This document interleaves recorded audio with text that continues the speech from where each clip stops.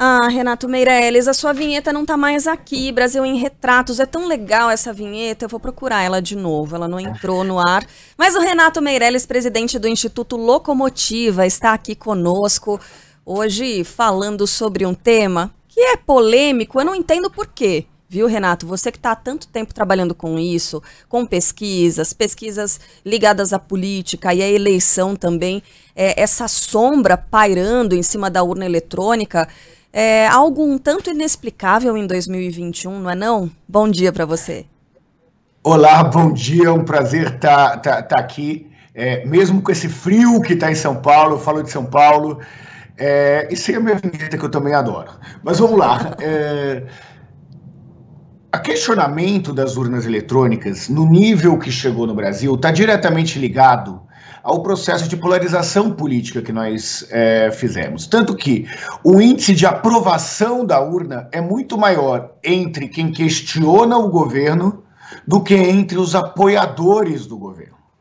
Na prática, nós temos 2/3 dos apoiadores do governo que são contra a urna eletrônica e 2/3 dos brasileiros, quase 3/4 dos brasileiros, no geral, que defendem o modelo atual de votação, que inclusive é auditável e reconhecido no mundo inteiro como exemplo de modelo de votação.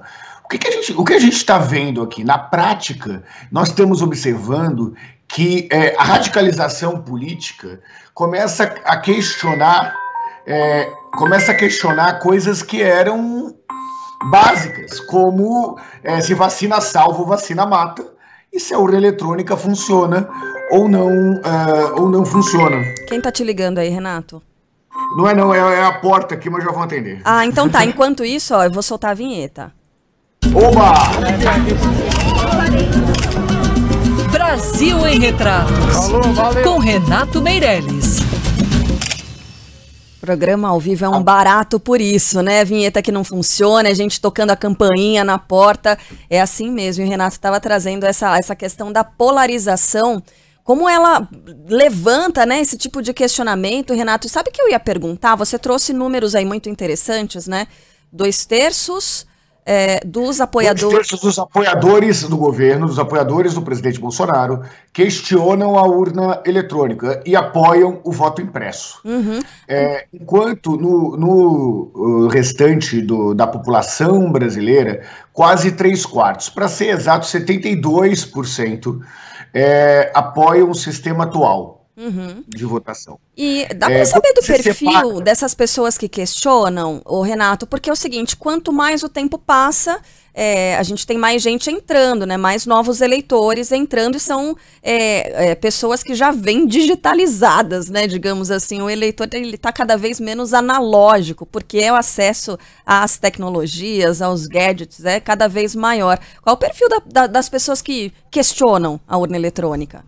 O que a gente tem visto é quanto maior a escolaridade, maior a aprovação da urna eletrônica e o questionamento das urnas com papel.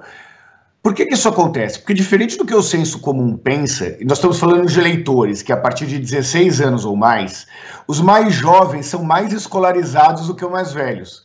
Quando eu falo os mais escolarizados, em geral... as pessoas pensam nos mais velhos, mas não é isso que acontece no Brasil, porque o processo de universalização do ensino é recente. Então, imagine o seguinte, nas classes C, D e E, 80% dos estudantes estudaram mais do que os pais. Então, na prática, os mais jovens têm uma escolaridade maior e são contrários ao processo de mudança da nossa votação, de fim da urna eletrônica no modelo que nós conhecemos hoje.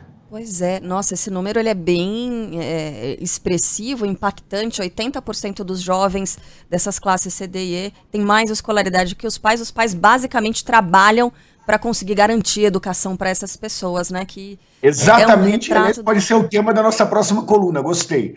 Boa, boa. É um retrato do nosso país, mas voltando aqui para a urna eletrônica, o valor da democracia para os brasileiros, Renato Meirelles, qual é?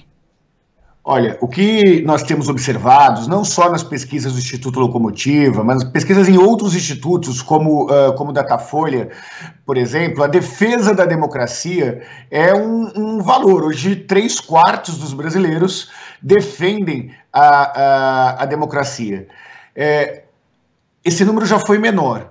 Mas vamos entender que se eu tenho 25% que são contra a democracia, significa que o resultado da eleição pode ser questionado por um grupo considerável. Nós temos muito que aprender com o processo de eleição norte-americano, que, por sinal, é menos rápido do que o nosso, mais demorado e mais questionável do que o nosso. Mas sei lá, que a confusão estava pronta. As pessoas que questionavam o processo eleitoral, que falavam que teve fraude no processo eleitoral, invadiram o Capitólio, que aqui no Brasil, para os nossos ouvintes terem claro, significa invadir o Congresso Nacional, que é talvez o maior prédio físico da democracia, né, já que representa eleitores do Brasil inteiro, né, quem elege esses deputados são eleitores de todo o Brasil. Significa que 25% pode dar trabalho demais para a manutenção da democracia se o resultado da urna for questionado. Pois é. Renato, você trouxe no começo aí do seu comentário um dado muito importante, que é o seguinte: a urna eletrônica, ela é auditável, né? Será que é um contingente muito grande de eleitores que não acreditam nisso, ou que não sabem, né, não tem essa informação? A discussão sobre a urna eletrônica tem muito pouco ou quase nada de verdade factual, né? São factoides que estão sendo utilizados para que, caso o resultado da eleição não seja favorável àqueles que defendem a impressão no papel, aqueles que são contrários à urna eletrônica, já tem uma narrativa de saída. Aliás, ontem nós pudemos acompanhar a fala do presidente da República, que falava que, olha, ele pode não ser candidato ou pode não aceitar os resultados se o processo de mudança eleitoral não foi feito. Basicamente, só se aceitará o resultado se a vitória for da situação. É essa narrativa que está procurando ser construída e que, cá entre nós, não é nem um pouco diferente da que foi utilizada pelo ex-presidente Donald Trump quando ele questionou os resultados da eleição norte-americana. Sempre que eu tenho oportunidade por aqui, Renato, porque esse microfone é muito poderoso, né? Eu gosto de lembrar isso que você disse, né, que o presidente americano Donald Trump fez isso, questionou a eleição, mas ele mesmo não fez muito mais do que sentar aquele popô carnudo, né, na cadeira e entrar no Twitter e escrever. E aí outras pessoas que são eleitores ou defensores do Trump, não sei direito como classificar, é que invadiram o Capitólio, é que promoveram toda aquela bagunça que acabou com 5 mortes, e aí é sempre bom lembrar que uma dessas pessoas era um agente de segurança, né? Normalmente são pessoas que defendem a segurança, defendem os policiais e tudo mais, né? São contra a criminalidade, mas acabaram cometendo crimes gravíssimos nessa invasão, enquanto Donald Trump ficou ali sentadinho, sem fazer nada disso. Então, para as pessoas que às vezes se sentem até motivadas, né, enfim, a aceitar, responder algum tipo de chamada, é bom a gente lembrar isso, né, que os mais favorecidos, entre aspas, né, as pessoas que costumam criar esse tipo de situação, não vão fazer muito por isso não, né? A ação vai ficar na mão das outras pessoas, Renato. Quem paga o pato corre o risco de vida ou corre o risco de ser preso,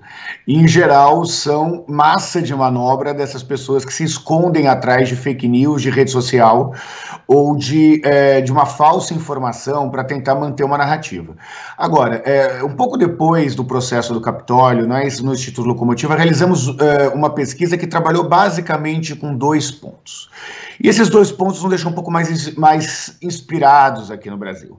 Nós perguntamos para os brasileiros se eles eram a favor ou contra o protesto que terminou com a invasão do Capitólio. E nós vimos aqui que só 7% naquele momento eram a favor desse processo. Esse é o dado melhor. O dado não tão bom assim, para os ouvintes da Band News lembrarem, nós fizemos essa pesquisa logo no início do ano, logo depois da invasão do Capitólio, é que quando você pergunta se as pessoas acham que esse mesmo fenômeno poderia acontecer no Brasil, Naquele momento, 45% dos brasileiros já achavam que sim, que caso o resultado das urnas não favorecesse o governo atual, um movimento parecido poderia acontecer. Ah, não, pelo amor de Deus, é muito trabalho pra gente, né, Renato? A gente não quer ver isso, não. Tem que trabalhar nessa cobertura e não vai dar certo.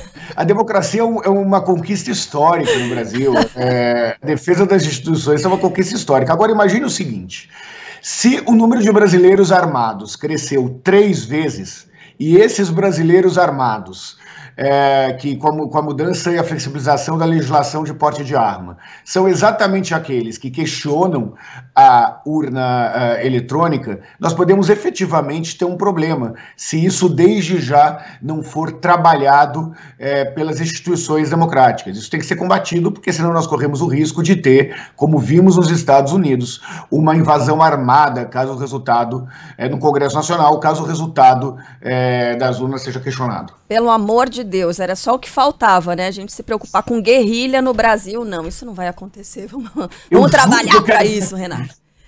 Não, eu juro que eu quero vir aqui dar uma notícia positiva, mas está difícil ultimamente. Não, tudo bem. Renato, na semana que vem a gente volta a conversar. Aliás, na sexta-feira você participa cedinho, né? Aqui da nossa programação. Eu participo às 8h40 na programação da Band News, e na quarta que vem, no mesmo horário, vamos estar aqui conversando sobre a diferença de escolaridade entre os mais novos e mais velhos, para eu conseguir dar uma boa notícia, porque eu não aguento mais da notícia ruim. Combinado, que bom. Um beijo, até sexta-feira. Um beijo, até mais, um abraço para todo mundo da Band News. Até lá.